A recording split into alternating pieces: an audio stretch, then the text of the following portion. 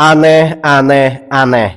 Ada sebuah teka-teki besar yang sampai sekarang belum terjawab di negara kita ini.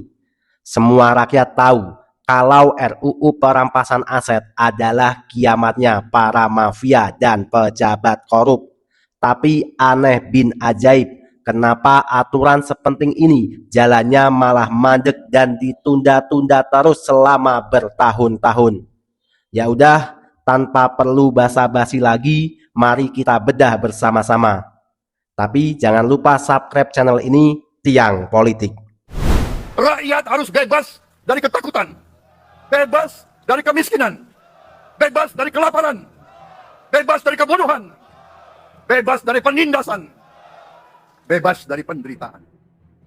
Pernahkah Anda membayangkan sebuah hukum yang bisa membuat para koruptor jatuh miskin dalam waktu semalam?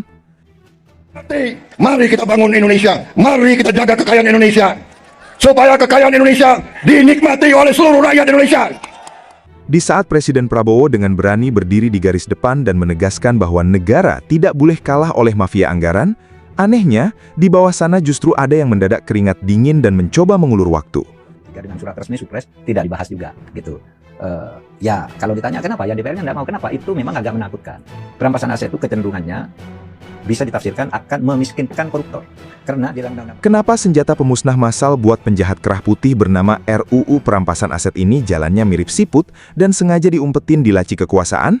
Siapa sebenarnya yang paling panik kalau undang-undang ini disahkan? Simak video ini sampai akhir, karena kita akan bongkar teka-teki di balik layar Senayan secara tajam dan waras. Perampasan aset dan pihak pertama memang sesuai dengan mekanismenya kita akan membahas pihak dulu.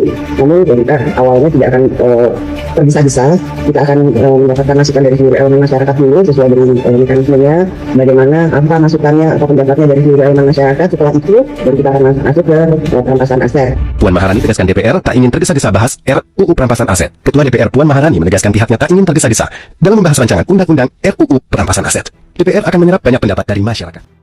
Sebelum kita masuk ke pembahasan pertama, mari kita tunjukkan bahwa suara rakyat kecil tidak bisa dianggap remeh. Jika Anda sepakat bahwa uang rakyat harus kembali ke tangan rakyat, dan Anda mendukung penuh pembersihan negeri ini dari para mafia anggaran, silahkan klik tombol like, subscribe, dan aktifkan lonceng notifikasi channel ini sekarang juga. Bagikan video ini seluas-luasnya ke grup keluarga, teman, atau media sosial Anda. Satu share dari Anda adalah satu langkah nyata untuk memperkuat gerakan literasi hukum kita dan membangun kesadaran kolektif demi melawan keserakahan oknum-oknum yang merugikan bangsa. Dan sebagai bentuk persatuan kita dari Sabang sampai Merauke, silakan absen di kolom komentar sekarang. Dari daerah mana Anda sedang menonton video ini? Mari kita lihat seberapa luas barisan rakyat yang peduli akan masa depan negeri ini. Tonton video ini sampai akhir tanpa di-skip, karena setiap menitnya adalah amunisi cerdas untuk kita semua. Mari kita mulai pembahasannya. Teman-teman, banyak banget pengamat dan ahli yang bilang kalau kita mau habisi korupsi sampai ke akar-akarnya, senjatanya cuma satu, yaitu RUU perampasan aset. Oleh karena itu, mari kita dukung penuh Presiden Prabowo untuk mendesak DPR agar segera mengesahkan RUU ini. Teman-teman, tulis dukungan kalian di kolom komentar. Hukum yang ada di negara kita saat ini seringkali terasa pincang dalam memberikan efek jera bagi para pelaku tindak pidana korupsi. Kita sudah terlalu sering melihat pemandangan di layar kaca di mana seorang oknum pejabat ditangkap, mengenakan rompi tahanan, namun masih bisa mengumbar senyum lebar bahkan melambaikan tangan ke arah kamera dengan penuh percaya diri. Pertanyaannya, mengapa mereka tidak terlihat takut atau tertekan? Jawabannya sederhana, karena sistem hukum konvensional kita selama ini terlalu fokus pada hukuman fisik atau kurungan penjara, bukan pada upaya cepat untuk mengejar dan merampas kembali harta yang telah mereka ambil. Bagi seorang penjahat kerah putih, kehilangan kebebasan selama 5 atau 10 tahun seringkali dianggap sebagai resiko bisnis yang bisa dikalkulasikan. Mengapa demikian? Karena mereka tahu bahwa setelah masa hukuman tersebut selesai, tumpukan harta kekayaan yang telah mereka sembunyikan di rekening rahasia, aset-aset atas nama kerabat atau properti mewah di luar negeri akan tetap aman menunggu mereka. Mereka masuk penjara sebagai tahanan, namun keluar tetap sebagai miliarder yang bisa menikmati kekayaan hingga 7 turunan. Kondisi yang tidak adil inilah yang melatar belakangi mengapa rancangan undang-undang atau RUU perampasan aset dinilai sebagai sebuah terobosan yang sangat mendesak. Regulasi baru ini membawa sebuah konsep yang sama sekali berbeda dari hukum yang kita kenal sekarang. Jika hukum konvensional bergantung pada pembuktian kesalahan personal yang membutuhkan bertahun-tahun melalui proses persidangan yang melelahkan, RUU Perampasan Aset memperkenalkan mekanisme gugatan langsung terhadap hartanya, bukan terhadap orangnya. Melalui sistem ini, negara memiliki hak untuk mempertanyakan aset apapun yang nilainya dianggap tidak wajar. Sebagai contoh, jika seorang pejabat tingkat menengah memiliki deretan mobil sport atau apartemen mewah di luar negeri yang nilainya jauh melampaui total penghasilan resminya, maka beban pembuktian akan dibalik. Pemilik aset tersebut yang wajib membuktikan di hadapan hukum bahwa seluruh kekayaannya diperoleh dari hasil usaha yang sah dan halal. Jika mereka gagal memberikan bukti yang valid dalam jangka waktu yang ditentukan, maka hakim memiliki wewenang penuh untuk langsung menyita dan merampas aset tersebut demi kepentingan negara, bahkan tanpa perlu menunggu pemiliknya dijatuhi vonis bersalah dalam kasus pidana. Pendekatan hukum modern seperti inilah yang menjadi mimpi buruk paling nyata bagi para pelaku korupsi. Kehilangan kebebasan fisik mungkin merupakan hal yang berat, namun kehilangan seluruh kekuatan finansial secara instan adalah hal yang jauh lebih mematikan bagi mereka. Tanpa modal finansial yang besar, oknum-oknum ini akan kehilangan status sosial, pengaruh politik, dan kemampuan untuk memanipulasi sistem hukum. Aturan ini dirancang untuk memotong urat nadi kejahatan sejak awal proses, sehingga uang rakyat yang sempat dialihkan tidak sempat menguap atau terkunci dalam labirin hukum internasional.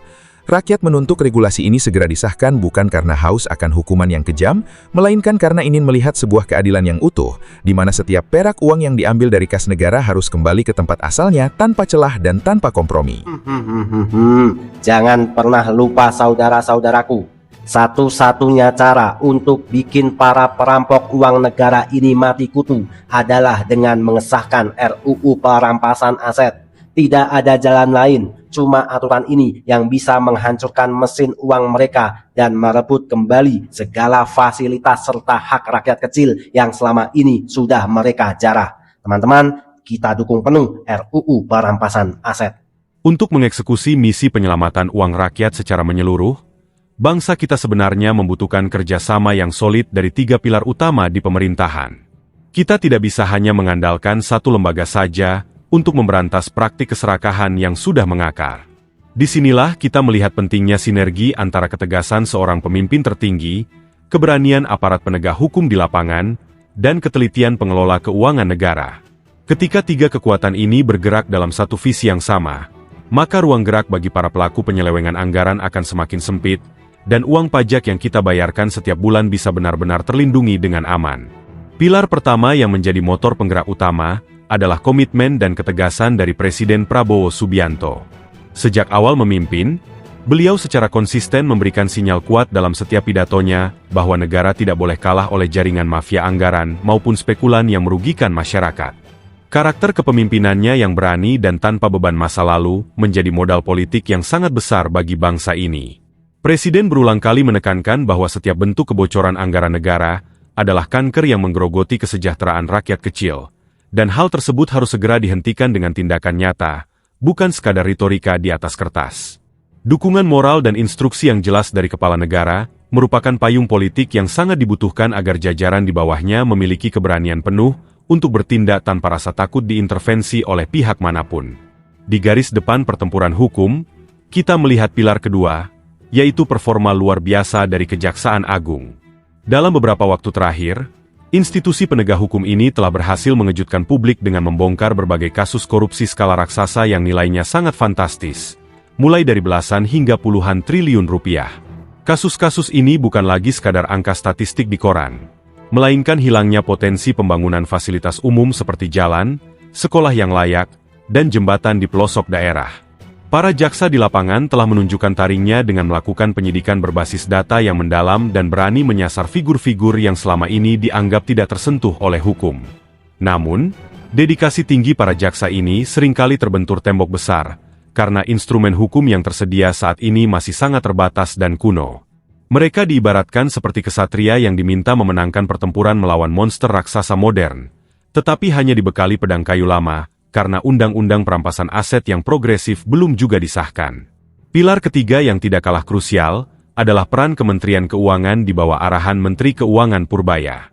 Sebagai arsitek fiskal negara, Kementerian Keuangan memiliki tanggung jawab besar untuk memastikan bahwa anggaran pendapatan dan belanja negara, atau APBN tetap sehat dan berkelanjutan di tengah tantangan ekonomi yang tidak mudah. Bagi pengelolaan keuangan negara, setiap rupiah dalam APBN diperoleh dengan perjuangan yang berat karena sebagian besar berasal dari keringat rakyat kecil. Mulai dari buruh pabrik yang penghasilannya dipotong pajak, pemilik warung makan yang menyisihkan omsetnya, hingga pelaku usaha kecil yang patuh pada aturan negara.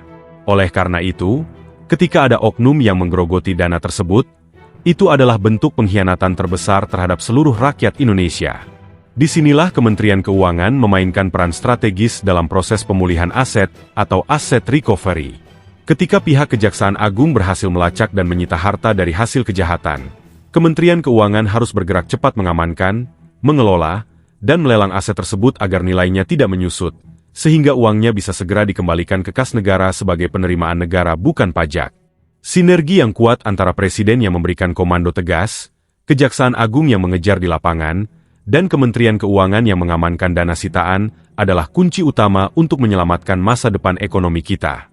Setiap triliun rupiah yang berhasil diselamatkan dan dikembalikan ke dalam sistem fiskal nasional akan memberikan ruang manuver yang lebih luas bagi pemerintah untuk membiayai program-program strategis seperti jaring pengaman sosial, pelayanan kesehatan gratis, hingga beasiswa pendidikan bagi anak-anak kurang mampu. Melalui kerjasama 3 pilar inilah kita sedang membangun sebuah gerakan nasionalisme ekonomi, di mana menjaga kekayaan negara dari jarahan oknum yang tidak bertanggung jawab adalah bentuk bela negara yang paling nyata di era modern. Kita tidak lagi berperang melawan penjajah dari luar, melainkan berjuang bersama demi tegaknya keadilan finansial di rumah kita sendiri. Melihat begitu besarnya manfaat yang bisa dihadirkan oleh regulasi baru ini, muncul satu pertanyaan besar yang berkecamuk di benak seluruh rakyat Indonesia. Jika aturan ini jelas-jelas menguntungkan negara dan melindungi uang rakyat, mengapa proses pembahasannya di parlemen atau Senayan terkesan sangat lambat, penuh drama, dan selalu berujung pada penundaan selama bertahun-tahun? Fenomena maju mundur ini tentu mengundang berbagai macam spekulasi dan rasa frustrasi kolektif di tengah masyarakat. Untuk memahaminya secara objektif tanpa terjebak dalam amarah yang tidak produktif, kita harus melihat situasi ini dari 2 sudut pandang, yaitu dari kacamata teknis hukum dan dari realitas dinamika politik yang terjadi di balik layar. Dari sudut pandang hukum murni, menyusun sebuah undang-undang yang memberikan kewenangan kepada negara untuk merampas aset seseorang sebelum ada vonis bersalah dari pengadilan pidana, memang bukanlah perkara sepele. Ini adalah wilayah hukum yang sangat sensitif karena bersentuhan langsung dengan hak asasi manusia, khususnya hak atas kepemilikan benda yang dilindungi oleh konstitusi kita. Para perumus undang-undang di parlemen harus memastikan bahwa mekanisme perampasan ini nantinya tidak memiliki celah untuk disalahgunakan di masa depan. Ada kekhawatiran yang sah dari sebagian kalangan bahwa jika pasal-pasal dalam regulasi ini dibuat terlalu longgar tanpa adanya kontrol yudisial yang ketat, aturan ini bisa bertransformasi menjadi senjata yang menakutkan di tangan penguasa yang tiran untuk menindas lawan politik, membekukan aset pengusaha yang berseberangan dengan pemerintah, atau menyita harta warga negara yang tidak bersalah, tanpa melalui proses peradilan yang adil. Oleh karena itu, tantangan terbesar bagi para legislator adalah merumuskan sistem pengaman atau safeguards yang cukup kuat agar undang-undang ini tetap tajam dan agresif dalam memiskinkan para penjahat kerah putih, namun tetap ramah dan melindungi hak warga negara yang jujur serta pihak ketiga yang beriktikat baik. Namun, di sisi lain, kita juga tidak bisa menyalahkan masyarakat luas jika memandang keterlambatan ini dengan nada penuh curiga dan sindiran tajam. Di berbagai media sosial, ruang diskusi mahasiswa, hingga obrolan warung kopi, persepsi publik yang berkembang sudah sangat skeptis. Logika rakyat sangat sederhana. Siapa sebenarnya yang paling ketakutan jika ada undang-undang yang bisa melacak, memblokir, dan menyita seluruh aset yang sumber asalnya abu-abu atau tidak bisa dijelaskan secara sah? Tentu saja mereka yang berada di lingkaran kekuasaan, atau memiliki kekayaan melimpah yang sumber perolehannya mencurigakan.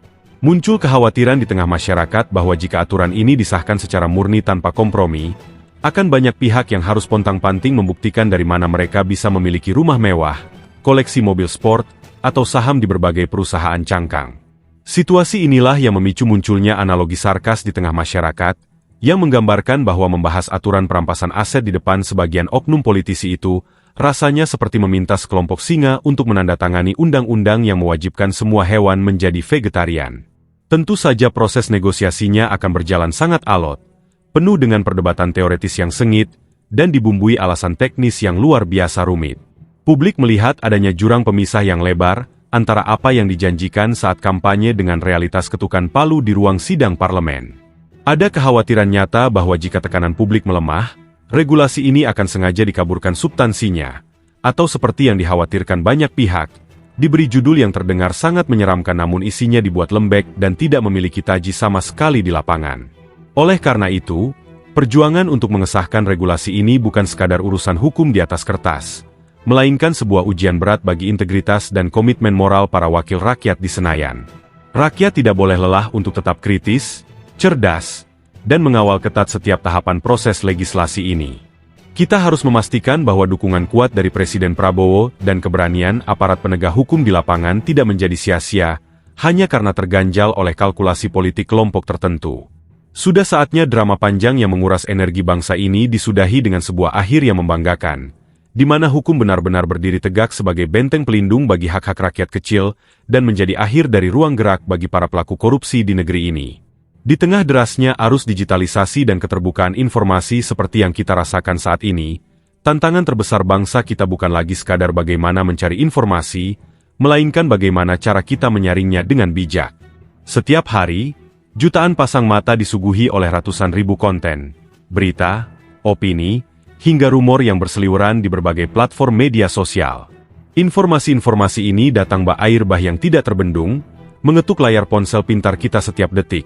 Mulai dari informasi yang sifatnya mengedukasi hingga narasi-narasi provokatif yang sengaja dirancang untuk memancing emosi negatif. Melihat realitas ini, muncul sebuah harapan besar yang mendalam agar seluruh elemen masyarakat dari berbagai lapisan, suku, dan latar belakang bisa tumbuh menjadi jauh lebih dewasa, matang, dan bijaksana dalam menerima setiap jengkal informasi yang beredar luas di tengah publik. Kedewasaan ini menjadi sangat krusial agar kita sebagai bangsa tidak mudah terombang-ambing oleh agenda-agenda terselubung yang bertujuan memecah belah persatuan.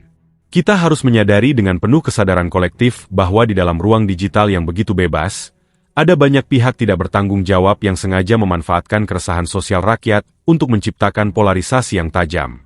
Strategi adu domba lama yang dikemas dalam bentuk modern kini jamak terjadi, di mana masyarakat sengaja dipicu untuk membenci pemerintah secara membabi buta tanpa melihat fakta objektif di lapangan. Oleh karena itu, jangan pernah lagi kita sebagai rakyat mau diadu domba, dihasut, atau diperalat sebagai bahan bakar konflik politik oleh kelompok-kelompok kepentingan tertentu.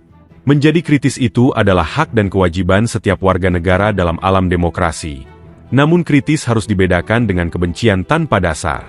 Kritis yang dewasa adalah kritis yang berbasis pada data, yang melihat kebijakan secara objektif, dan yang selalu mengedepankan solusi serta dialog sehat untuk kemajuan bersama, bukan sekadar memaki di kolom komentar demi kepuasan emosi sesaat.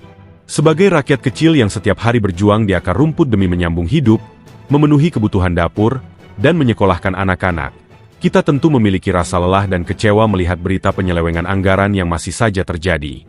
Namun, di tengah kepungan rasa skeptis dan lelah tersebut, kita harus memilih untuk menolak menyerah pada rasa putus asa. Kita sebagai rakyat kecil senantiasa berusaha untuk tetap merawat harapan dan menumbuhkan rasa percaya, bahwa di balik riuhnya oknum-oknum yang tidak bertanggung jawab, sesungguhnya masih ada dan masih banyak pejabat, aparatur sipil negara, serta penegak hukum yang bekerja dengan hati nurani yang bersih, jujur, dan berintegritas tinggi. Kita percaya bahwa masih banyak abdi negara yang menganggap jabatan mereka bukanlah sebagai ladang untuk memperkaya diri, melainkan sebagai amanah suci dari Tuhan Yang Maha Esa untuk melayani rakyat. Mereka adalah pahlawan sunyi yang bekerja di balik meja-meja birokrasi, yang menolak suap demi menjaga kehormatan diri dan keluarganya, serta yang terus berjuang menegakkan kebenaran demi masa depan anak cucu kita. Rasa percaya inilah yang menjadi modal sosial terbesar kita sebagai sebuah bangsa, agar tidak hancur dari dalam akibat sinisme yang berlebihan. Sejalan dengan rasa percaya tersebut, terselip sebuah ekspektasi dan harapan yang teramat besar yang kami titipkan di pundak pemerintah dan para legislator di parlemen. Kami sangat berharap bahwa pemerintah, dengan segala otoritas, pengaruh, dan komitmen moral yang dimiliki, mampu melahirkan sejarah baru bagi penegakan hukum di tanah air dengan memastikan bahwa Undang-Undang Perampasan Aset beneran disahkan secara murni tanpa ada kompromi politik yang memperlemah substansinya. Undang-undang ini bukan sekadar draft regulasi yang kaku di atas kertas, melainkan manifestasi dari keadilan yang selama ini diidam-idamkan oleh ratusan juta rakyat Indonesia. Kami ingin melihat sebuah sistem hukum yang kokoh, tajam, dan memiliki taji yang cukup kuat untuk melumpuhkan siapapun yang berani menyentuh uang rakyat. Kami sangat berharap bahwa dengan ketukan palu pengesahan undang-undang tersebut, Indonesia bisa benar-benar bertransformasi menjadi negara yang bersih, berwibawa, dan bebas dari belenggu praktik korupsi yang selama ini menghambat potensi besar bangsa ini untuk maju di panggung dunia. Terakhir, dari lubuk hati yang paling dalam, kita selipkan untayan doa yang tulus dan ikhlas untuk beliau, para pemimpin, pejabat, serta seluruh aparat penegak hukum yang berhati bersih dan berintegritas, yang saat ini sedang berdiri tegak mengorbankan waktu, energi, pikiran, bahkan keselamatan mereka di garis depan pertempuran melawan gurita korupsi. Semoga Tuhan Yang Maha Esa senantiasa melimpahkan kesehatan yang prima, kekuatan batin yang kokoh, perlindungan yang aman, serta keteguhan iman yang tidak tergoyahkan bagi mereka dalam menjalankan tugas-tugas mulia ini. Semoga mereka selalu dijauhkan dari segala macam bentuk godaan materi yang merusak, serta dilindungi dari setiap niat jahat pihak-pihak yang merasa terganggu oleh tegaknya kebenaran. Kita sebagai rakyat kecil akan selalu berdiri di belakang mereka, memberikan dukungan moral terbaik, dan terus mengawal setiap langkah berani mereka demi terwujudnya Indonesia yang adil, makmur, bersih, dan sejahtera. Mari kita jaga kedewasaan kita, rapatkan barisan persatuan, dan bersama-sama kita songsong masa depan Indonesia yang jauh lebih gemilang tanpa korupsi. Ya, terima kasih teman-teman masih bersama Tiang Politik. Teman-teman, setelah kita mendengarkan pembahasan yang panjang tadi, silakan tulis opini dan tanggapan kalian di kolom komentar. Tapi ingat teman-teman, kita gunakan bahasa yang baik, jangan mencaci maki siapapun. Teman-teman, sekarang saatnya kita beropini, ngobrol cantik sambil minum kopi. Kopinya kita minum dulu teman-teman.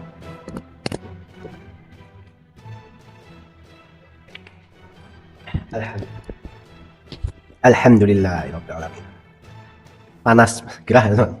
Panas juga ini. Ini aja lah.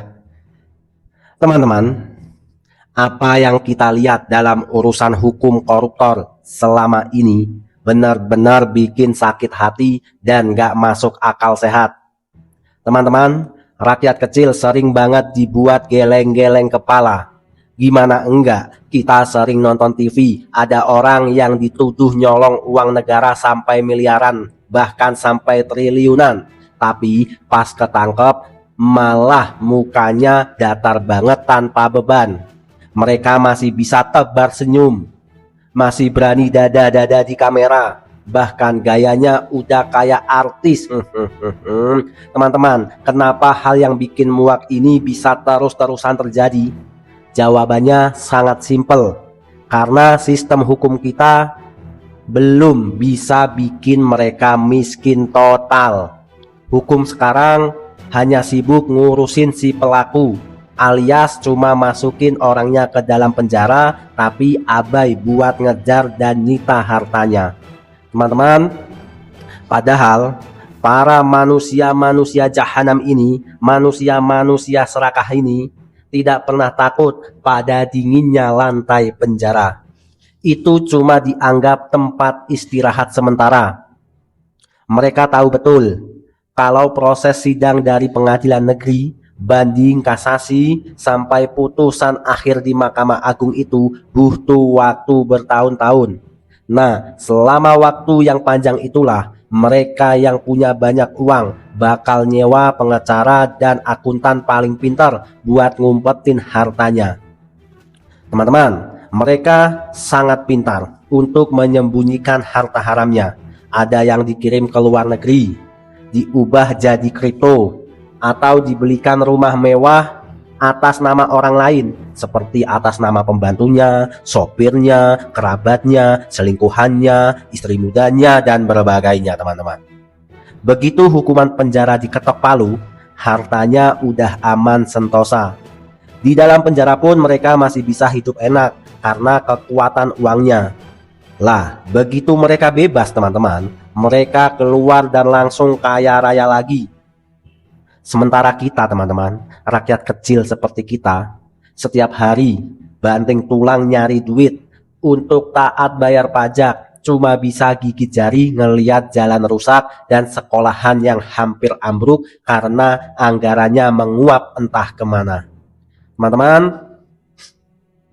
di tengah rasa kesal kita sebagai rakyat, sebenarnya ada satu harapan besar yang namanya RUU perampasan aset. Nah ini teman-teman, Bagi kita orang awam nggak usah dengerin istilah hukum bahasa Inggris yang bikin pusing. Intinya aturan baru ini cuma punya 2 jurus sakti yang gampang banget dipahami. Kejar hartanya langsung tanpa perlu nunggu sidangnya selesai dan balikan beban pembuktiannya. Teman-teman, bayangin kalau aturan ini bisa disahkan, begitu ada pejabat atau oknum yang ketahuan memiliki kekayaan yang tidak wajar, maka petugas bisa langsung mengeceknya, menyelidikinya, bahkan menyitanya teman-teman. Jika oknum pejabat ini tidak bisa membuktikan dari mana asal hartanya.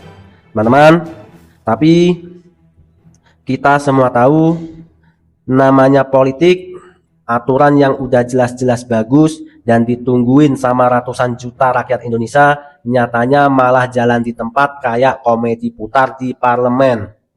Udah bertahun-tahun draftnya cuma dibiarin berdebu di laci kekuasaan. Wajar banget kalau kita sebagai rakyat kecil punya prasangka, kita jadi curiga jangan-jangan sebagian elit di atas sana teman-teman lagi pada keringet dingin. Mereka takut kalau undang-undang ini beneran disahkan tanpa kompromi, kekayaan mereka sendiri yang sumbernya masih abu-abu bakal ikut dilacak, bakal ikut disita, dan mereka ikutan miskin. Meskipun ada alasan dari para ahli hukum, kalau aturan ini harus dirancang hati-hati banget biar nggak disalahgunakan sama penguasa di masa depan, teman-teman. Tapi intinya kita sebagai rakyat ingin tahu pembuktian bahwa para dewan yang terhormat, para pejabat yang terhormat serius untuk membuat korupsi hilang dari bumi Indonesia. Teman-teman, RUU perampasan aset ini adalah batu ujian paling jujur buat siapa saja yang ngaku cinta sama rakyat. Di sini garis pembatasnya bakal kelihatan jelas banget siapa pemimpin yang benar-benar berjuang buat kemakmuran rakyat dan siapa oknum yang sebenarnya cuma sibuk menyelamatkan hartanya sendiri dari kejaran hukum. Teman-teman, kita rakyat Indonesia dari pinggiran sampai pelosok, sampai kota, sampai mana, mari bersatu kita dukung RUU perampasan aset. Terima kasih teman-teman sudah menyimak Tiang Politik. Sampai berjumpa di video selanjutnya. Saya host Tiang Politik undur diri. Terima kasih, merdeka.